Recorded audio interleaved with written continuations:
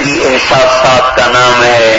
جب اولاد ایسے ترچھی نظر سے ماں کو دیکھتی ہے یا باپ کو دیکھتی ہے تو ماں کے کلیجے کٹ جاتے ہیں اور باپ اونھے منہ زمین پہ جا گرتے ہیں کہ جن کی خاطر میں نے اپنی کمر کو جھکا دیا، جوانی کو برباد کر دیا. آج وہی میری آنکھوں میں آنکھیں ڈال کے بات کرتے ہیں. جب بھائی بھائی کے کام نہیں آتا، پڑوسی کا حال نہیں پوچھتا، میاں اور بیوی میں وفا نہیں رہتی، اولاد اور ماں باپ میں ادب اور اطاعت نہیں رہتا، تو زندگیاں ختم ہو جاتی ہیں، زندگی مٹ جاتی ہے.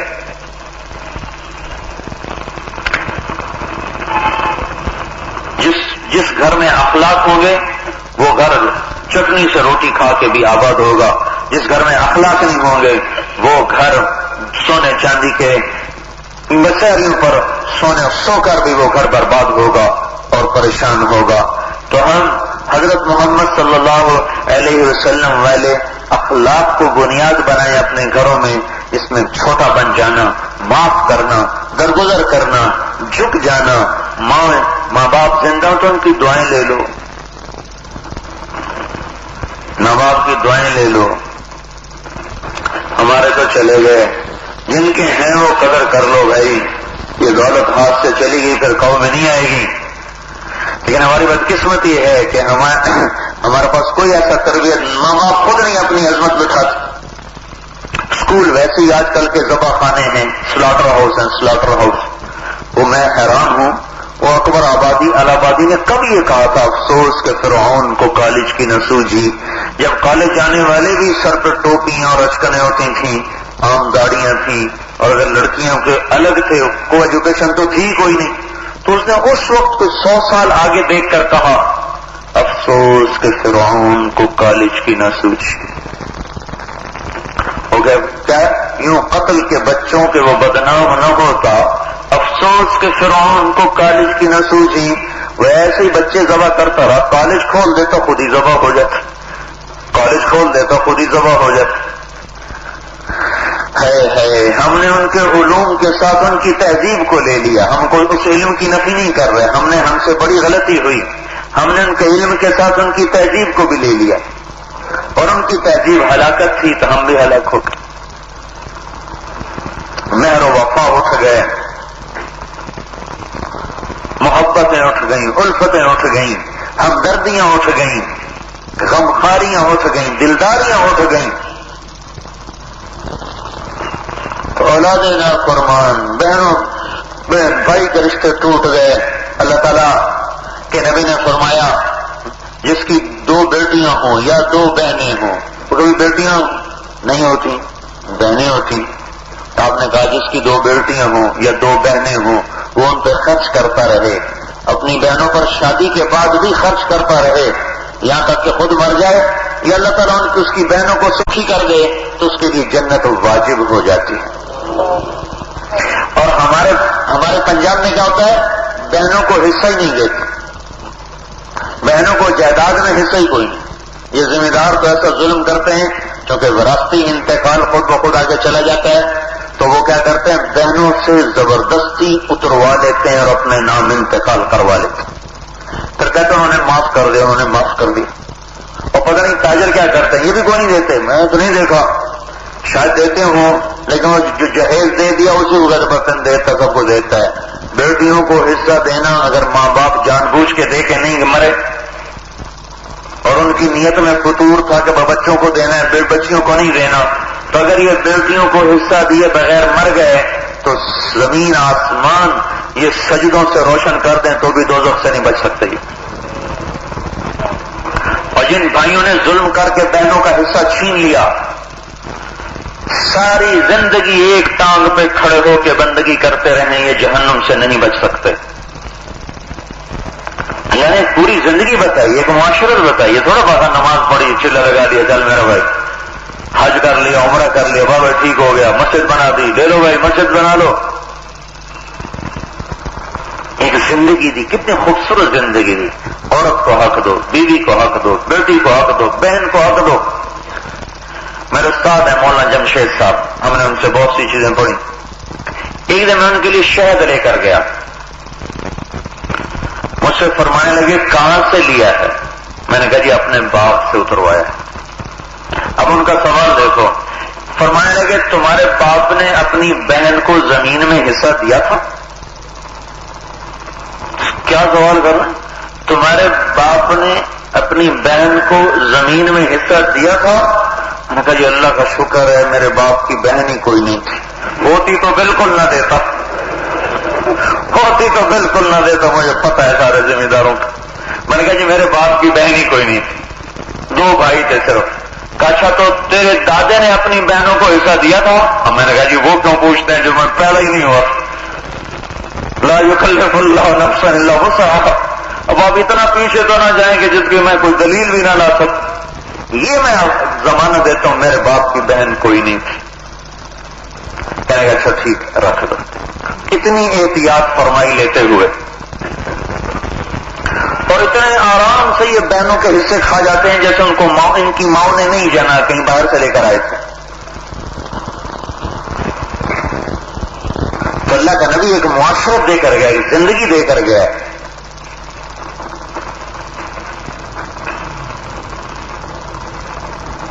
تو بھائیو یہ زندگی تربیت کے ساتھ جڑی ہوئی ہے، سیکھنے کے ساتھ۔ انجینئرنگ کوئی تقریر کا نام نہیں، ایک زندگی کا نام ہے۔ آپ لوگوں نے اس پر جان کھپائی، اس کا صلہ آپ لے رہے ہیں۔ لیکن میں یہ کہہ رہا تھا یہ کوئی معراج نہیں، اللہ نے مکڑی کو انجینئر بنا دیا۔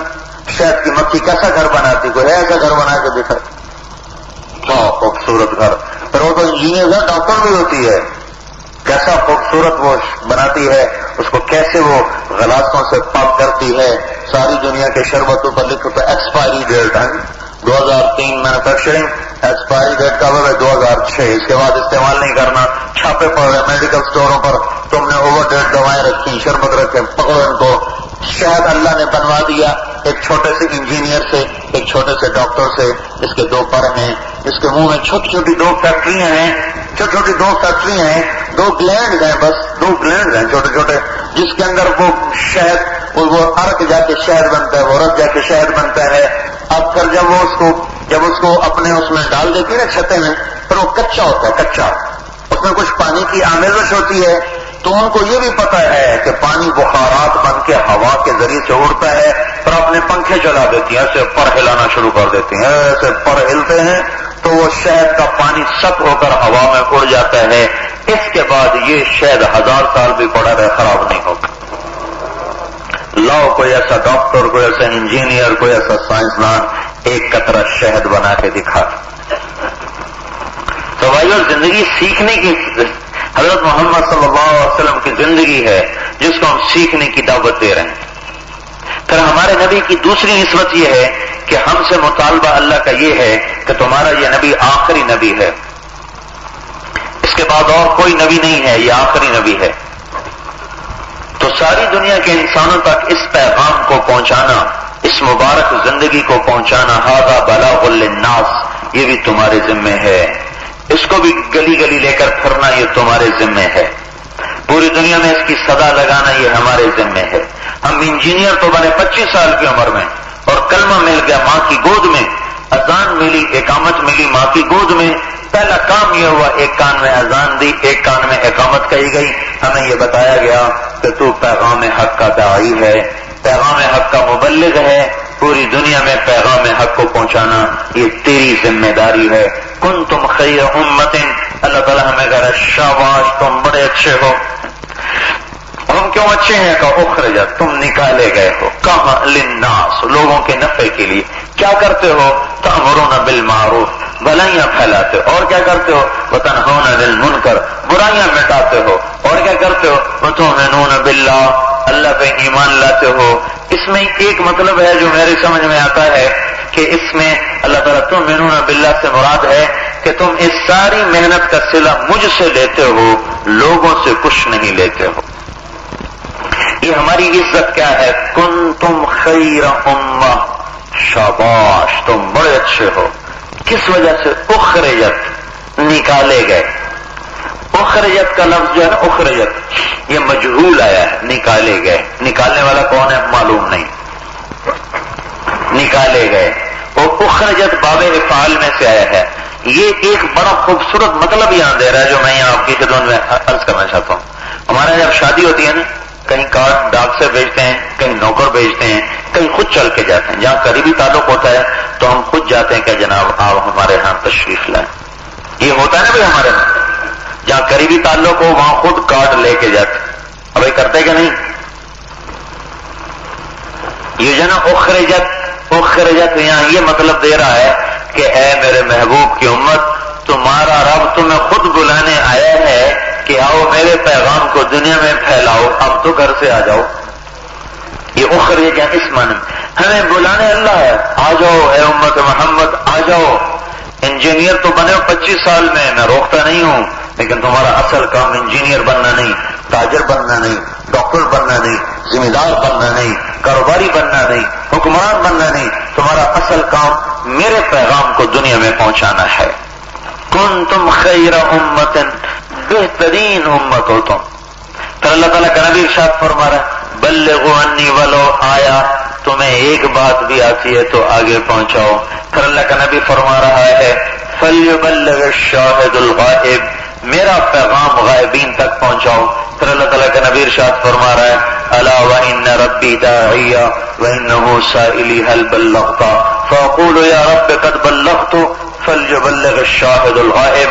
اللہ تعالیٰ قیامت کا دن مجھے بلائے گا، مجھ سے پوچھے گا تو نے میرا پیغام آگے پہنچایا؟ میں کہوں گا یا اللہ پہنچایا. تو اللہ تعالیٰ کے نبی نے فرمایا میں تو اللہ کو کہہ دوں گا میں نے پہنچایا، میرے بعد تم بھی میرا پیغام آگے پہنچاتے رہنا. درہ بنت ابی لہب فرماتی ہیں رضی اللہ تعالیٰ عنہا، ایک شخص نے پوچھا یا رسول اللہ سب سے بہترین انسان کون ہے؟ ای الناس خیر، ای الناس خیر، سب سے بہترین انسان کون ہے؟ تو آپ نے فرمایا اتقاہم للہ، جو سب سے زیادہ اللہ سے ڈرتا ہو.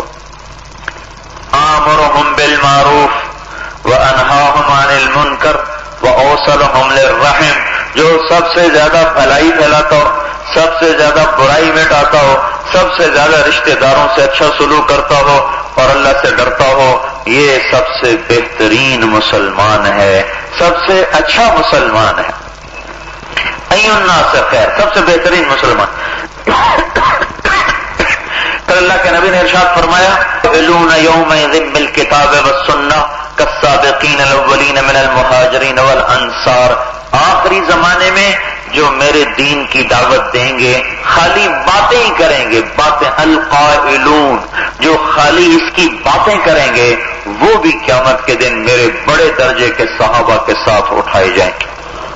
اعلیٰ درجے کے صحابہ کے ساتھ ان کا حشر کیا جائے گا. صرف بات کرنے والے. تو میرے بھائیو، اس امت کو ایک وظیفہ حیات ملا، ایک مقصد حیات ملا، پیغام حق کی گواہی، پیغام حق کو دنیا کے آخر انسان تک پہنچانا. پوری امت کو اللہ نے اپنے نبی کا نائب بنایا ہے. یہ ساری امت اللہ تعالیٰ کے نبی کا نائب ایک نہیں ہوتا، نبی کا نائب فرد نہیں ہوتا، بلکہ نبی کا نائب ایک مجموعہ ہوتا ہے. چونکہ مجموعہ اس امت کا معصوم ہے، امت اجتماعی طور پر معصوم ہے، یہ گمراہی پہ کٹھ نہیں ہو سکتی. تو اللہ نے اس امت کے مجموعی ڈھانچے کو حضرت محمد صلی اللہ تعالی وسلم کا نائب بنایا ہے اور ان کے پیغام کو دنیا کے آخری کنارے تک پہنچانا ان کی ذمہ داری بنایا ہے. تبلیغ کے کام کی بنیاد یہ دو باتیں ہیں، ایک لا الہ الا اللہ محمد رسول اللہ جس پر سارا دین فرض ہوا، ایک لا نبی بعدہ جس پر تبلیغ کا کام فرض ہوا. ہمارے کلمے میں دو نفی ہیں، دو اثبات ہیں. یہ میرے بات غور سے آپ سن لیں گے. دو نفی ہیں، دو اثبات ہیں. اس میں تین ظاہر ہیں، ایک باطن ہے. دو نفی، لا الہ یہ نفی ہے، الا اللہ یہ اثبات ہے، محمد رسول اللہ یہ اثبات ہے. یہ تین تو چیزیں ظاہر ہیں، کلمہ یہاں ختم ہو جاتا ہے، اس کے آگے کلمہ کوئی نہیں ہے. لیکن چوتھی چیز کلمے کا لفظی حصہ نہیں، معنوی حصہ ہے، کلمے کے معنی میں شامل ہے. اگر اس کو کلمے سے نکال دیا جائے تو یہ کلمہ کفر بن جاتا ہے. وہ ہے لا نبی بعدہ، لا الہ الا اللہ محمد رسول اللہ. ہمارا کلمہ اتنا ہی ہے، اس پہ پورا ہو جاتا ہے. لیکن محمد رسول اللہ کے اندر ایک اور جز ہے. کوئی شخص کہے کہ میں کہتا ہوں محمد رسول اللہ، یہ نہیں کہتا ہوں لا نبی بعدہ تو وہ مسلمان نہیں، کافر ہے. جو اللہ کے نبی کو نبی تو مانتا ہے، آخری نہیں مانتا، تو پوری امت کا اتفاق ہے کہ یہ شخص دائرہ اسلام سے خارج ہے، کافر ہے. تو یہ لا نبی بعدہ کلمے کا لفظوں میں تو حصہ نہیں بنا، معنی میں حصہ بنا ہے۔ اب دو نفی دو اثبات، لا الہ اس کا بھی ایک مطالبہ ہے، الا اللہ اس کا ایک مطالبہ ہے، محمد رسول اللہ اس کا ایک مطالبہ ہے، لا نبی بعدہ اس کا ایک مطالبہ ہے۔ لا الہ کا مطالبہ یہ ہے کہ یہ سر کسی کے سامنے نہ جھکے، الا اللہ کا مطالبہ یہ ہے کہ یہ سر اللہ کے سامنے جھک جائے، محمد رسول اللہ کا مطالبہ یہ ہے کہ یہ وجود محمدی بن جائے، لا نبی بعدہ کا مطالبہ یہ ہے کہ اس کلمے کے پیغام کو دنیا تک پہنچایا جائے۔ ہر عقیدہ اپنے عمل کا مطالبہ کرتا ہے، لا نبی بعدہ بھی دعوت کے عمل کا مطالبہ کرتا ہے۔ اگر اس کو آخری نبی مانتے ہو تو تبلیغ تم پر فٹ ہے، تم پر فرض ہے، اور اگر اسے آخری نہیں مانتے تو اسلام سے خارج، آخری مانتے ہیں تو تبلیغ ذمے، تبلیغ ذمے ہے تو گھر بیٹھے تو ہوتی نہیں، گھر چھوڑنا پڑے گا، اور گھر چھوڑا لوگوں نے تو اسلام ہم تک پہنچا، وہ گھر نہ چھوڑتے تو اسلام ہم تک کیسے پہنچتا؟ تو میرے بھائیوں، اس لیے گزارش تھی کہ آپ انجینئر بنے، تاجر بنے، ذمہ دار بنے، اللہ تعالیٰ نے دنیا کا نظام بنایا ہے، اس کو چلانا ہے، لیکن پہلے مسلمان بن کے چلیں اور اسلام کا پیغام دنیا میں پہنچانے والے بنے، پھر باقی کام کریں، تو انشاءاللہ ہمارے اس جہان کے مسئلے بھی حل ہو جائیں گے، اس جہان کے مسئلے بھی حل ہو جائیں گے۔ گری ہوئی قوموں کو اٹھانا یہ کوئی شعبدہ بازی نہیں ہوتی، صبر سے کام کرنا پڑتا ہے، حوصلے سے کام کرنا پڑتا ہے۔ تبلیغ کو رد عمل کا کام نہیں، ری ایکشن کا کام نہیں، یہ حوصلے کے ساتھ چلنا پڑتا ہے اور صبر کے ساتھ آہستہ آہستہ چلنا ہوتا ہے۔ 120 سال تو اللہ نے موسیٰ علیہ السلام جیسے پیغمبر کی محنت میں لگوائے، تو ہم تو سارے گرے پڑے لوگ ہیں، گرے پڑے لوگ ہیں، عمل بھی کمزور ہے، نیت بھی کھوٹی ہے، لیکن اللہ تعالیٰ اس کے باوجود کتنے نظام بنا رہا۔ شب جمعہ بلال مسجد سے چلی گئی اسماعیل مسجد کیا ہوا، یہ مجمع زیادہ ہو گیا، پارکنگ نہیں ملتی، لوگ باہر چلی گئی، بھائی اتنی بڑی مسجد بن رہی، 7 مہینے سال کی جماعتیں پھر رہی ہیں، 4 مہینے کے پاکستان کے اندر باہر ساری دنیا میں ایک نقل و حرکت کا سلسلہ چل رہا ہے۔ آج تک افریقہ کے جنگلوں میں کوئی نہیں پہنچا، یہ واحد محنت ہے جس کو اللہ نے وہاں پہنچایا۔ مالی سے، پاکستان سے جماعتیں گئی، مالی والے کام میں لگے تو انہوں نے جماعت بھیجی کانگو کے جنگلات میں بونے رہتے ہیں چھوٹے قد کے لوگ، ہزاروں سال سے آباد ہیں، آج تک کوئی نہیں پہنچا۔ تو 2 سال پہلے مالی سے جماعت گئی کانگو سے گئی وہاں کے جنگلات میں، وہ ننگے رہتے ہیں، ننگے، اور ان کا جو لمبا قد ہے 3.5 فٹ، عام قد 3 پونے 3 لمبے سے لمبا آدمی 3.5 فٹ کا تھا، اور طاقت اتنے ہے کہ ایک آدمی کی 6 بیویاں ہیں، 7 بیویاں ہیں۔ تو وہاں جماعت گئی اور بیان ہوا عربی میں، عربی سے ہوا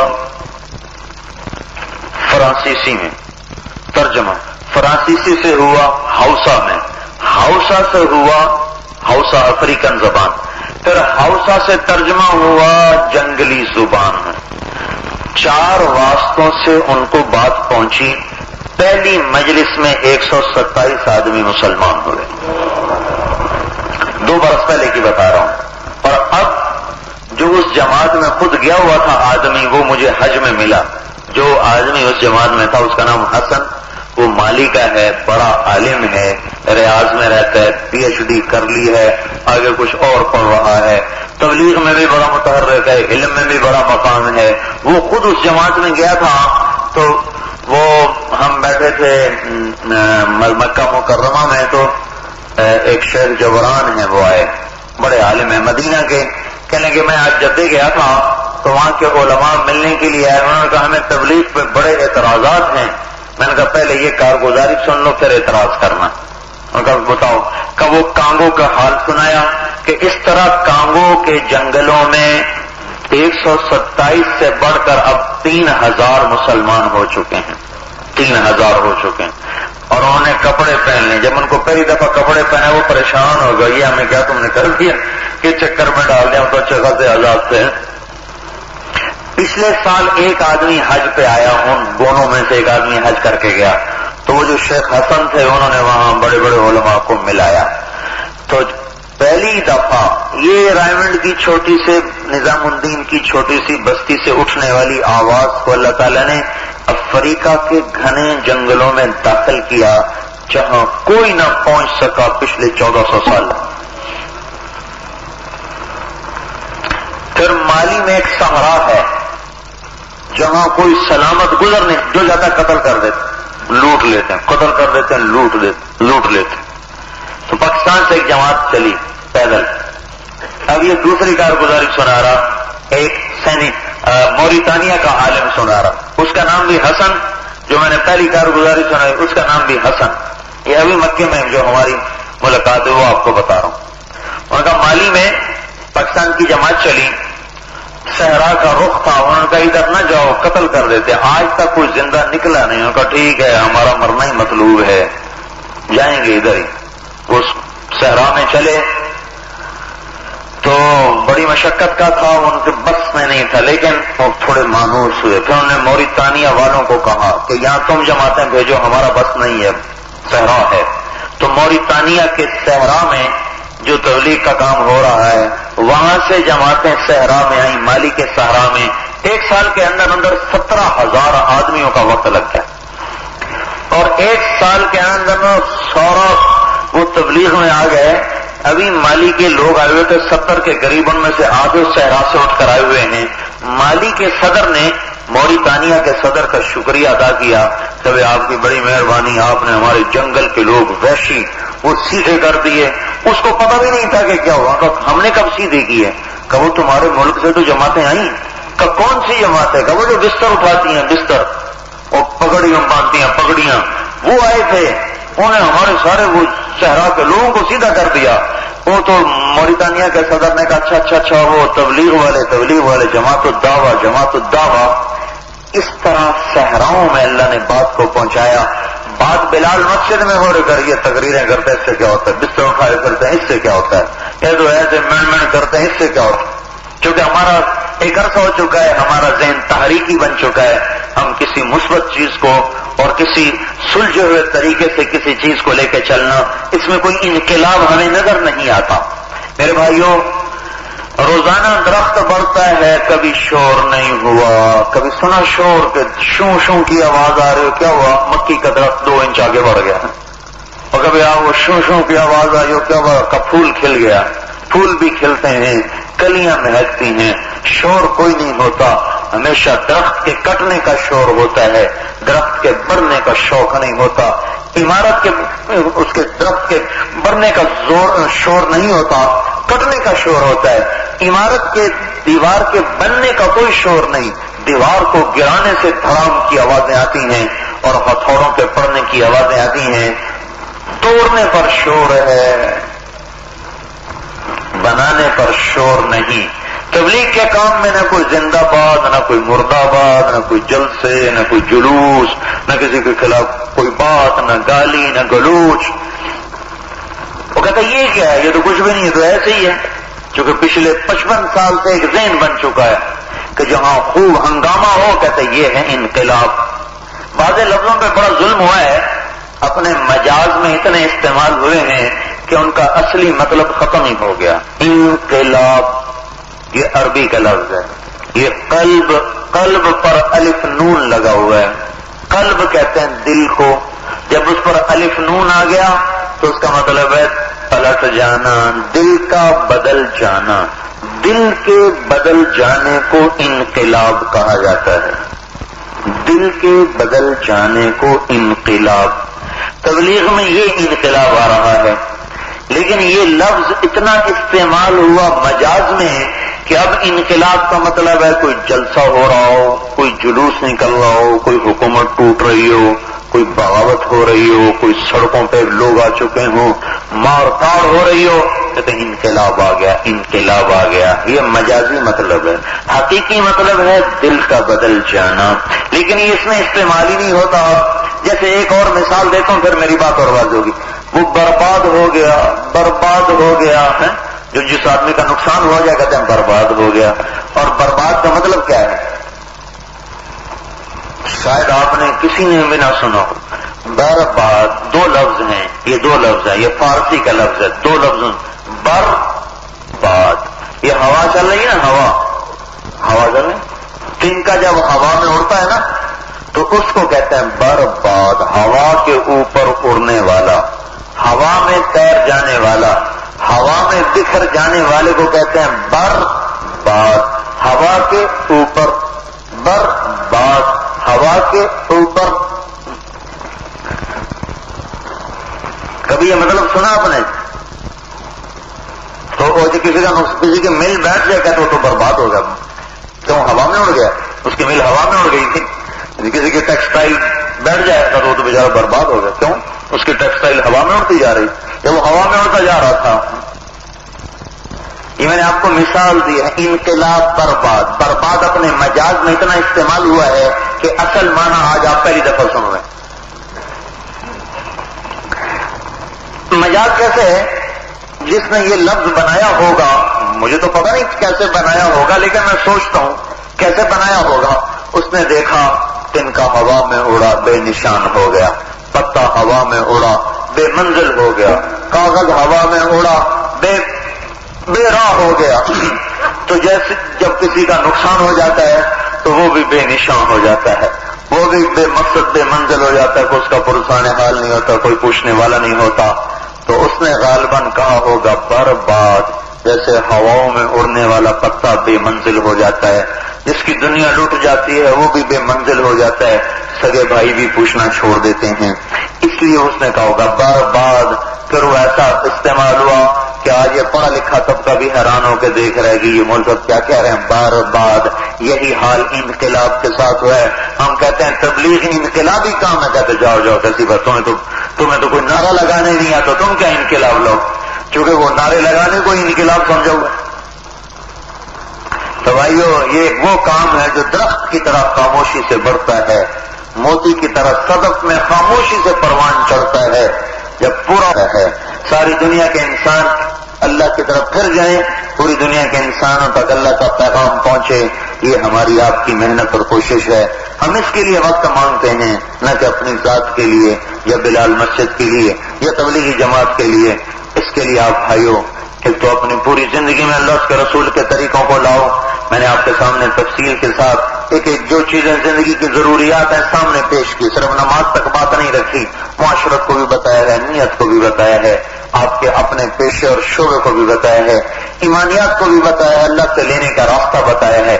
اس کو لے کر ساری دنیا میں دھرنا پہنچانا یہ اللہ نے ہماری ذمہ داری کو بنایا ہے۔ اس کے لیے بولتے جاؤ، نام دیتے جاؤ۔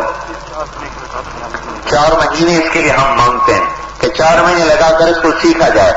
یہ 4 مہینے کوئی تبلیغی جماعت میں شامل ہونے کے لیے نہیں مانگ رہے، بلکہ 4 مہینے میں نے آپ کو تو بتایا اللہ نے بھی 3 چلے لگوائے، تب جا کر بنی اسرائیل کو باہر نکالا، اور اس کا ہر چلہ جو تھا ایک دن اس کا 1 سال کے برابر تھا، تو وہ 120 سال میں اوپر اس سطح پر آئے۔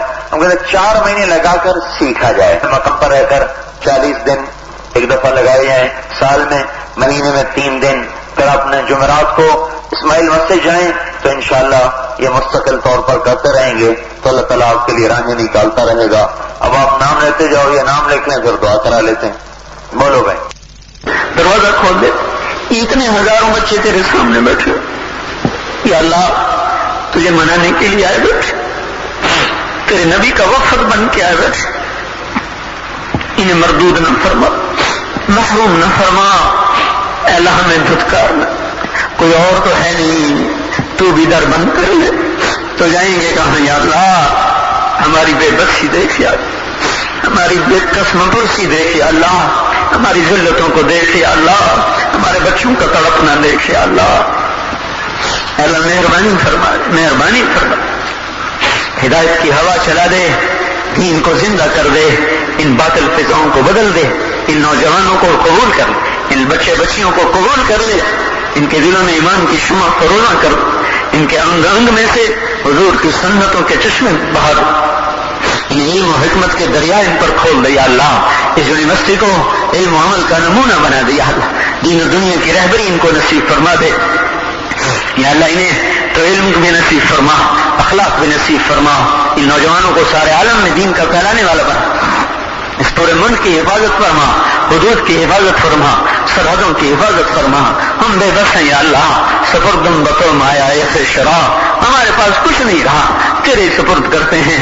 اسلمت نفسی الیک. وقت 23 مئی سن 2003 حضرت مولانا طارق جمیل صاحب بمقام بلال مسجد فیصلہ آباد انجینئرنگ کے شعبے والے سے خطاب فرما رہے تھے. موضوع تھا دنیاوی زندگی اور داعی اللہ. تیار کردہ علمی کیسٹ گھر، کیسٹ اور سی ڈی ملنے کا پتہ نوٹ فرما لیں. علمی کیسٹ گھر، دکان نمبر 5، فاطمہ پلازا، نج تبلیغی مرکز، مدنی مسجد، federal be area, Karachi. Phone number 63700813 یا علمی کیسٹ گھر، الفرقان مارکیٹ، بالمقابل جہانگیر پارک، مسجد صالح، دکان نمبر 4B، پریڈی اسٹریٹ، صدر، کراچی. Phone number 72370887.